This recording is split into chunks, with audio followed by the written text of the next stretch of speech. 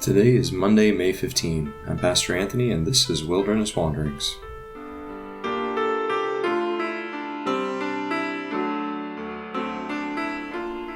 Today our text comes from Philippians 3.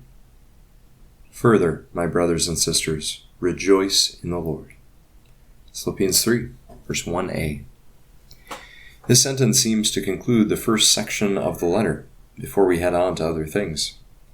Paul ends this long opening discussion where he began, with joy. The Philippians are invited to submit themselves and humble themselves as Jesus did, to trust God in life and in death, and to face the sufferings and fickleness of others. They are invited to do all this, not with a grumble or an eye to outdoing or even getting even, but with joy. Joy, in fact, may be a key to this kind of cruciform Christian life that follows Jesus.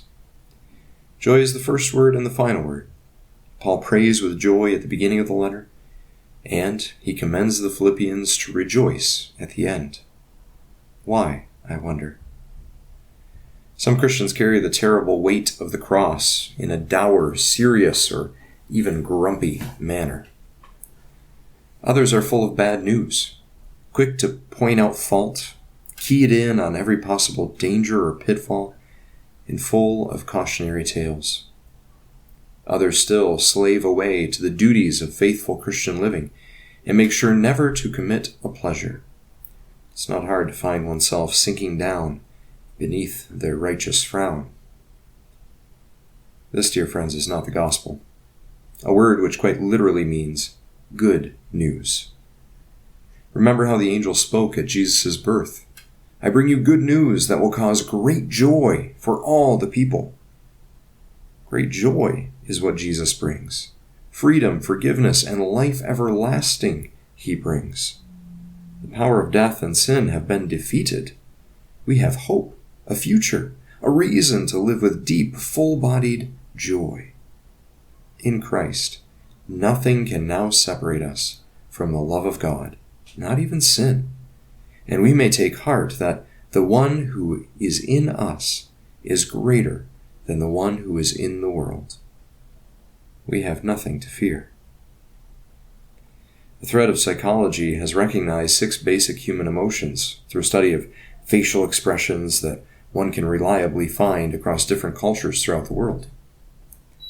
What I have noticed is that when I am disgusted, angry, fearful, surprised, or even sad, I have a tendency to tense up, to become anxious, to hold on to what I have and move into defensive mode.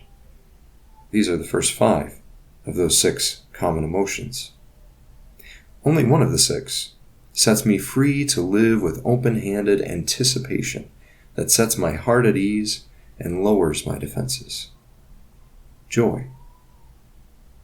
So how does one live the Christian life as if it's good news and not bad, in such a way that others might be attracted to our expression of the gospel? By practicing joy. Paul knew this long before the psychologists of today did. We reflected a few weeks ago on C.S. Lewis's idea that emotions tend to catch up with our actions. Act like you love someone long enough, and you may just find that you do. So it is with joy. Give yourself to the practice of rejoicing long enough, and you may just find yourself becoming joyful. It is one good gospel-informed first step toward living in the joy of the Lord and humbly moving through this world like Jesus did, in a way that attracts others rather than repelling them. Besides, we Christians have a real good reason to rejoice. Jesus. He is the heart of our good news and our gospel confession. So, my brothers and sisters, take on this practice that Paul commands the Philippians each and every day to do. Rejoice in the Lord. And as you journey on, go with God's blessing. May the peace of the Lord Christ go with you wherever he may send you. May he guide you through the wilderness and protect you through the storm.